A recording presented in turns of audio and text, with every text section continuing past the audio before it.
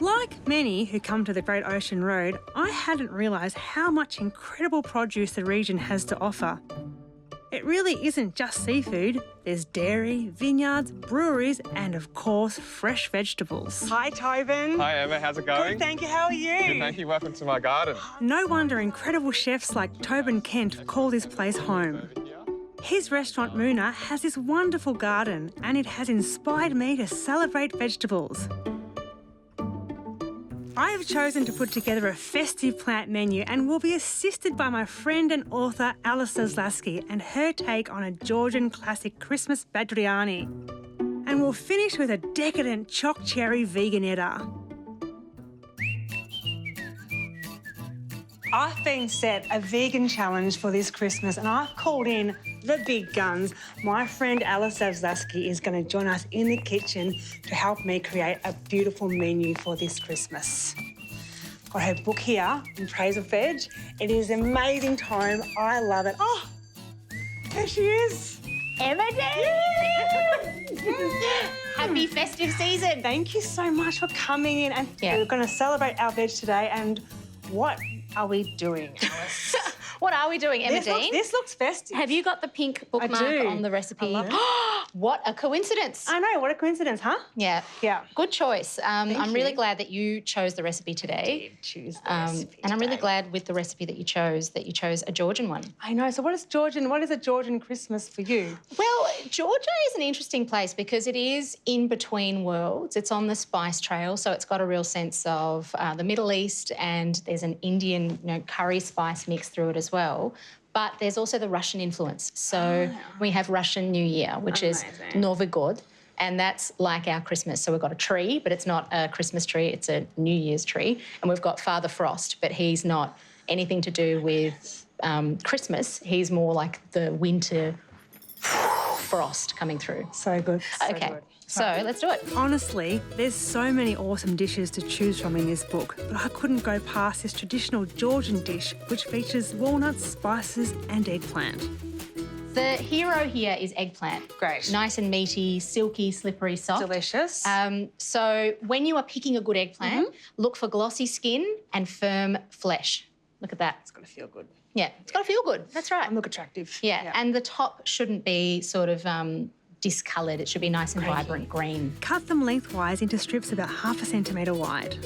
And if you're not as adept at slicing as Emma Dean, you can... She's very kind. You can actually cut yourself a little shelf at the bottom. I do like this shelf. I didn't do this shelf. I thought, You didn't need the shelf because you're a pro, do. but if you need it, you're welcome to it. Put them on a tray sprayed on both sides with olive oil and pop them in the oven. We're going to need 3 trays of these lovelies, so you'll have plenty of time to practice your chopping. And you may note, I don't know how long you cook your eggplants for, but I cook mine for ages, a lot longer than people think. They like time, don't they? They do, they love time. Because some people who have trouble with eggplant actually are undercooking it and it kind of tingles on the top of the roof of your mouth. And that is because the eggplant is a nightshade. And it's like it's a little defence mechanism saying, don't eat me. One thing that definitely does say, eat me, are these fresh, locally grown Otway walnuts. So good. Oh, my God. Sweet, creamy, rich. That's exactly what I'm looking for. Pop them in the blender with some garlic, ground coriander, some curry powder, white vinegar and just enough water to blitz into a paste. And if you don't have a fancy pants blender like me, a mortar and pestle will get you there just fine. Smells pretty good to me. I think, honestly, I stand by this recipe. I don't think you need to add anything to it, but It smells unreal. just me. Beautiful. Yeah. Once the eggplant is cool enough to handle, you can roll them with the paste. This is very good for kids to do. And this was actually one of my first jobs in the kitchen. Oh, that's so nice. Yeah. Now, a tablespoon goes into the thickest part. And then... Is there the bowl bend? The bowl bend, yeah. What it's called? Yeah, exactly. And then you just roll. Beautiful. And this is it? Yeah, and you don't have to go too tight, but see like a how the little- seams underneath? Yeah. Yeah. Ah, yes. Yeah. Like a little croissant. It is. Little eggplant croissant. I love it. Yeah. And while you do that, I'm going Yep. to get onto the dressing. Pomegranate molasses, tahini, and olive oil. And if you don't have pomegranate molasses, life goes on. You can use a little bit of cranberry juice, something sweet. You can use some orange juice. You can even, because if you've got fresh pomegranate, just squeeze some fresh pomegranate for yourself and a bit of sugar. Oh, my goodness. Done. Whisk it all together and drizzle over the rolls, then garnish with pomegranate seeds and sprigs of fresh coriander. This is so beautiful. It's so festive. It's got amazing flavours. I just want to have a go. I think you should have a go. Thank too. Love it. Words cannot describe just how delicious these are. In fact, for once, I'm not even going to try.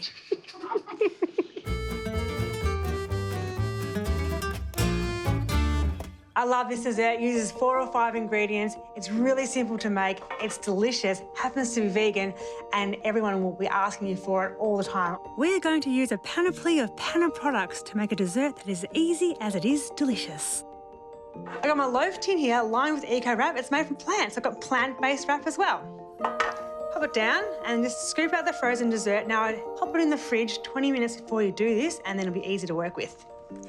Just going to scoop it out. I'm going to just smush it in. So I have some Panna organic hazelnut spread here. This is delicious. And we're just going to drizzle this over our first layer of frozen dessert. Now I've got some cherries. You can use fresh cherries.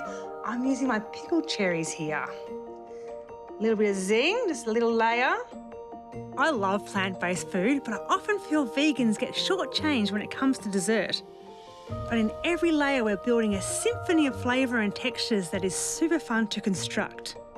Woo! Final touch is this cocoa crunch.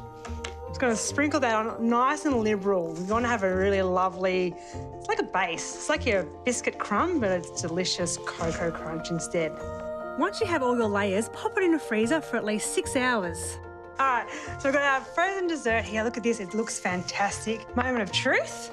Pop that on top. And then we just do that. It's gonna be amazing.